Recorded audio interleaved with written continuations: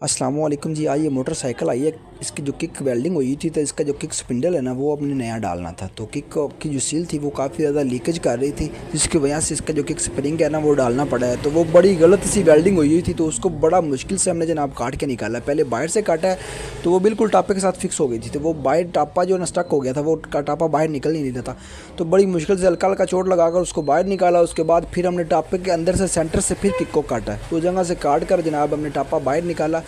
और उसके बाद ये बाकी कंप्लीट इंजन खोला है और ये जनाब जो लॉक शाक है वो हमने निकाल लिया है। अब इसके बाद जो नई किक स्पिंडल की फ़िटिंग है वो आपको बताएंगे कि किस तरह से हमें वो फिटिंग करनी है।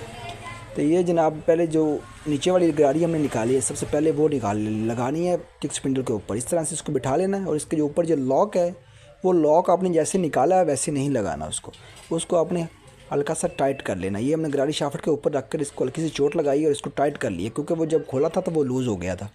तो इसको जनाब टाइट कर कर बिल्कुल आराम के साथ नीचे लेके जाना, ज़्यादा खोलना भी नहीं है। अब ज़्यादा खोलेंगे तो फिर ये जो है ना फिर लूज़ हो जाएगा। बिल्कुल आराम के साथ इसको नीचे बिठा लेना और लॉक को अपनी जगह पे बिठा कर घुमा के देखना है। वो जब घूमेगा तो फिर समझ लो वो अपनी जगह पे बैठ गया, अगर जब नहीं घूमेगा तो वो अपनी जगह पे नहीं है। उसके बाद ये ऊपर वाला जो इसका हिस्सा है वो लगाएंगे, ठीक है। और इसके ऊपर ये एक स्प्रिंग और ये वाशल नुमासी बनी होती है, इसको बिठा लेना, ठीक है। ये ऊपर से इसको ताड़ दे के रखती है, ये नीचे दबा के रखती है, ठीक है। तो इसको जनाब इस तरह से बिठा लेंगे और इसका जो लॉक है ऊपर वाला, इसको भी हमने उसी तरह से टाइट कर लेना जैसे नीचे वाला लॉक टाइट किया था। लॉक कोई भी लूज़ नहीं छोड़ना, ठीक है। नहीं तो फिर जो सारी मेहनत की होगी वो सारी ज़ाया जाएगी, फिर आपको दोबारा से ये मेहनत करनी पड़ जाएगी। तो जनाब इस लॉक को भी आपने उसी तरह से बिल्कुल एहतियात के साथ इसको बिठा लेना। ये नोज़ लॉक प्लासी होती है ना, इसके साथ बिठा लिया हमने। और इसके बाद जनाब ये बिल्कुल गाड़ी जो है ना सही वर्किंग कर रही है, बिल्कुल परफेक्ट। इसके ऊपर एक छोटी सी इजाफी वाशल होती है, वो हमने बिठा लेनी है। और ये जनाब वाशल बिठाने के बाद जनाब हमने जो इसका जैन वगैरह था वो हमने नया लगाया। उसके बाद किक किक स्पिंडल को लगाएंगे और उसका जो टापे की फिटिंग वगैरह वो हम कंप्लीट कर लेंगे, ठीक हो गया। तो हम दूसरी तरफ आए हैं तो इसका जो किक स्प्रिंग था ना वो भी टूटा हुआ था। वैसे काम देता था लेकिन हमने नया नहीं लगाया, पुराना नहीं लगाया, क्योंकि वो 10-15 दिन चलता, 20 दिन तो फिर टूट जाना था, तो वो हमने नया लगाना है।